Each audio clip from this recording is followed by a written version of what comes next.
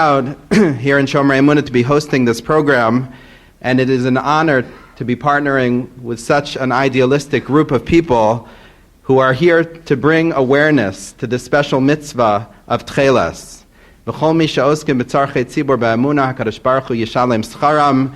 May Hashem reward all of those who have been mizakeh the Rabbim, helping us fulfill this special mitzvah of Tcheles, the mitzvah of tzitzis properly, with tremendous schar, good health and happiness, and bracha and nachas. Although some assume that Tcheles was still around in the times of Rabbi Chai Gaon, in the 8th century, Rav Herzog is pretty sure that Tcheles was lost approximately 1,300 years ago. The Sefer HaChinuch writes that V'zeh yamim rabim li Yisrael lo shamanu mi shezacha l'tcheles b'taliso. So approximately 800 years ago, the Sefer HaChinuch says, we haven't heard of anyone who was zocheh to having tcheles on their tzitzis. And we wonder, why was our generation zocheh? What is so special about our generation that we were zocheh to have the mitzvah of tcheles? I would like to suggest that maybe it's not about being special. Maybe it's about our need for tcheles, that our need now is greater than ever. According to the Torah, in the parsha we read yesterday, tzitzis is a reminder to keep mitzvos and to keep ourselves away from sin. V'yasu lahem tzitzis al kanfei bigdehem l'darosam, v'nasenu al tzitzis hakanaf Ptil Tekhelet, v'haya lachem l'tzitzis urisemoso, uzchartem es kol mitzvosai, mitzvos Hashem v'asisem osam, v'lo sasuru acharei levavchem, v'acharei einechem asher atem zonim achareihem. Urisemoso, when you see it, masculine, singular, you will remember mitzvos, you will not be swayed, acharei levavchem v'acharei einechem. What is oso referring to? If you look in Rashi, based on the Medrash, Rashi probably understands it as hakanaf, the corner of the beged.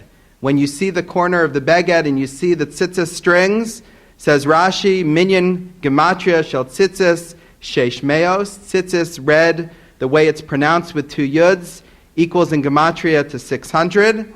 Shmona chutim, chamisha ksharim, hare taryag. When you look at the corner, you see a reminder of 613 mitzvos. The Rashbam, going with Pshuto Shel Mikra, understands oso as the Ptil Tekhelet. What are we supposed to see? What reminds us of all mitzvos? What reminds us, what helps keep us away from sin? It's specifically the Ptil Tekhelet. How does this work? Says the Rashbam, based on the Gemara in Menachos, because the color of the Tekhelet is dome layam, dome lashamayim, larakia, and it reminds us of the Kisei HaKavod. That it's specifically the Tekhelet, the color of the Tekhelet, that reminds us of HaKadosh Baruch Hu.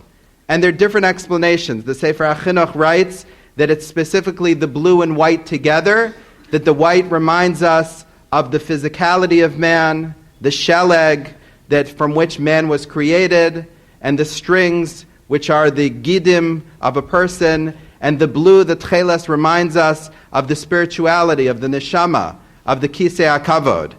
Rav Soloveitchik expanded the Sefer HaChinuch and said that the white reminds us, white is clarity. It reminds us of our responsibility to make everything around us clear, to understand everything, to attempt to understand and appreciate mitzvos, to master the world in which we live.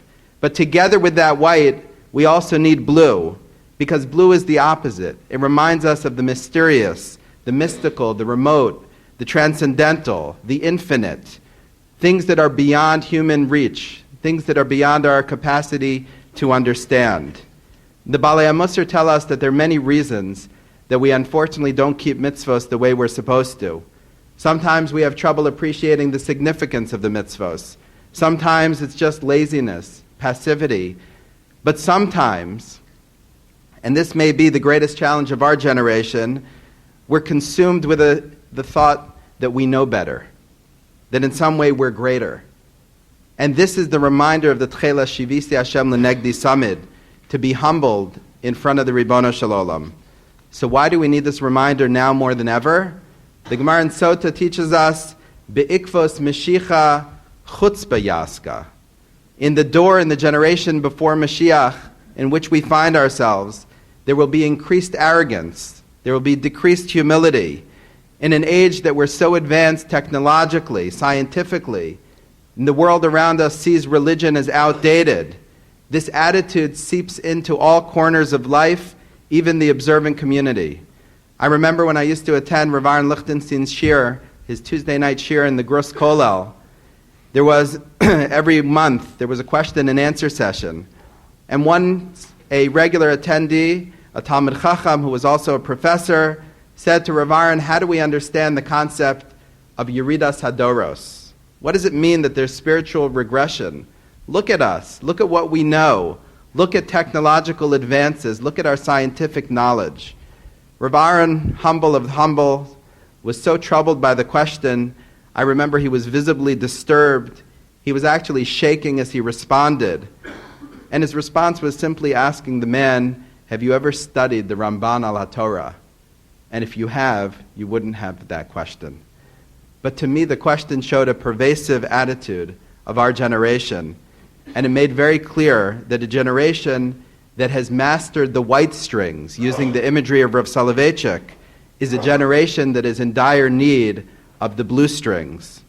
A generation like ours needs to be reminded that there's a dimension beyond us, like the vast sea, the expansive sky, and the Kisei HaKavod, which is beyond our grasp. Our door of Ikvasa de Mashiach desperately needs the Tcheles, or Isam Oso, Uschartem es Kol Mitzvos Hashem. And that's why we're here today, to learn, to be inspired. And may we also use this opportunity to commit to the will of Hashem, V'asisem Osam, to keep His Torah properly. And may we merit to see the day when our Beis HaMikdash will be returned and the Tcheles will be worn by all the Kohanim as they do their avodah on behalf of Klal Yisrael. B'mher v'amenu. Amen. Could you just stay here for one moment, please? Over here, I think, is easier for me. So I was in Silver Spring for Shabbos, but I heard the news has already traveled that there was what we call a fadicha in Hebrew, which is actually, there was a tumult, okay, because on Mincha, one of my colleagues, friends, and so on got an aliyah, and there was no talis with tcheles, and he didn't know what to do. I have heard many stories about this, and we have a solution, okay? Ptil Tekhelet has a program called Ties, tcheles in every shul, okay? And we hope that one day it'll be tcheles in every person. But let's start with the tcheles in every shul. And for those who are very into lamdis, we put out a contrast every year with Divrei Torah. This year there's a Rav, a very important Rav in Eretz Yisrael, whose upshot, as we say, is that he wears tcheles inside in reference to different people in his community and his yeshiva. But when he has to wear talis without tcheles, he's makneh to someone else, so he doesn't own it, so he's not over on not having the mitzvah. So we'll leave that aside. You could learn it in depth. But we have a talis here embroidered with the semel, the sign of Shomrei Emunah, and we present that to the Rabbi. Thank you very much. Thank you very much.